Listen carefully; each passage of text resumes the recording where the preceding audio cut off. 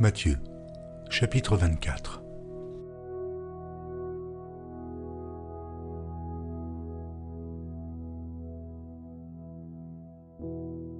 Comme Jésus s'en allait au sortir du temple, ses disciples s'approchèrent pour lui en faire remarquer les constructions. Mais il leur dit : « Voyez-vous tout cela ? Je vous le dis en vérité, il ne restera pas ici pierre sur pierre qui ne soit renversée. » Il s'assit sur la montagne des Oliviers, et les disciples vinrent en particulier lui faire cette question : « Dis-nous quand cela arrivera-t-il, et quel sera le signe de ton avènement et de la fin du monde ?» Jésus leur répondit : « Prenez garde que personne ne vous séduise, car plusieurs viendront sous mon nom, disant : c'est moi qui suis le Christ, et ils séduiront beaucoup de gens. Vous entendrez parler de guerre et de bruit de guerre, gardez-vous d'être troublés, car il faut que ces choses arrivent, mais ce ne sera pas encore la fin. Une nation s'élèvera contre une nation, et un royaume contre un royaume, et il y aura en divers lieux des famines et des tremblements de terre. Tout cela ne sera que le commencement des douleurs. Alors, on vous livrera au tourment, et l'on vous fera mourir, et vous serez haïs de toutes les nations à cause de mon nom. Alors, aussi, plusieurs succomberont, et ils se trahiront, se haïront les uns les autres. Plusieurs faux prophètes s'élèveront, et ils séduiront beaucoup de gens. Et, parce que l'iniquité se sera accrue, la charité du plus grand nombre se refroidira. Mais celui qui persévérera jusqu'à la fin sera sauvé. Cette bonne nouvelle du royaume sera prêchée dans le monde entier pour servir de témoignage à toutes les nations. Alors viendra la fin. C'est pourquoi, lorsque vous verrez l'abomination de la désolation dont a parlé le prophète Daniel établie en lieu saint, que celui qui lit fasse attention. Alors que ceux qui seront en Judée fuient dans les montagnes, que celui qui sera sur le toit ne descende pas pour prendre ce qui est dans sa maison, et que celui qui sera dans les champs ne retourne pas en arrière pour prendre son manteau. Malheur aux femmes qui seront enceintes, et à celles qui allaiteront en ces jours-là. Priez pour que votre fuite n'arrive pas en hiver, ni un jour de Shabbat, car alors la détresse sera si grande qu'il n'y en a point eu de pareil depuis le commencement du monde jusqu'à présent, et qu'il n'y en aura jamais. Et si ces jours n'étaient abrégés, personne ne serait sauvé. Mais à cause des élus, ces jours seront abrégés. Si quelqu'un vous dit alors : le Christ est ici, ou il est là, ne le croyez pas.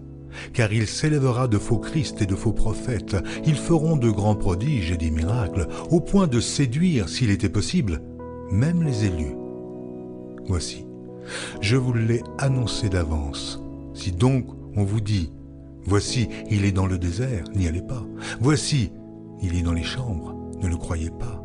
Car comme l'éclair part de l'Orient et se montre jusqu'en Occident, ainsi sera l'avènement du Fils de l'homme. En quelque lieu que soit le cadavre, là s'assembleront les aigles. Aussitôt après ces jours de détresse, le soleil s'obscurcira, la lune ne donnera plus sa lumière, les étoiles tomberont du ciel et les puissances des cieux seront ébranlées. Alors, le signe du Fils de l'homme paraîtra dans le ciel. Toutes les tribus de la terre se lamenteront et elles verront le Fils de l'homme venant sur les nuées du ciel avec puissance et une grande gloire. Il enverra ses anges avec la trompette retentissante et ils rassembleront ses élus des quatre vents depuis une extrémité des cieux jusqu'à l'autre. Instruisez-vous par une comparaison tirée du figuier. Dès que ses branches deviennent tendres et que les feuilles poussent, vous connaissez que l'été est proche. De même, quand vous verrez toutes ces choses, sachez que le Fils de l'homme est proche, à la porte. Je vous le dis en vérité, cette génération ne passera point que tout cela n'arrive. Le ciel et la terre passeront, mais mes paroles ne passeront point. Pour ce qui est du jour et de l'heure, personne ne le sait, ni les anges des cieux, ni le Fils, mais le Père seul. Ce qui arriva au temps de Noé arrivera de même à l'avènement du Fils de l'homme. Car dans les jours qui précédèrent le déluge, les hommes mangeaient et buvaient, se mariaient et mariaient leurs enfants, jusqu'au jour où Noé entra dans l'arche, et ils ne se doutèrent de rien, jusqu'à ce que le déluge vînt et les emporta tous. Il en sera de même à l'avènement du Fils de l'homme. Alors, de deux hommes qui seront dans un champ, l'un sera pris et l'autre laissé. De deux femmes qui moudront à la meule, l'une sera prise et l'autre laissée. Veillez donc, puisque vous ne savez pas quel jour votre Seigneur viendra.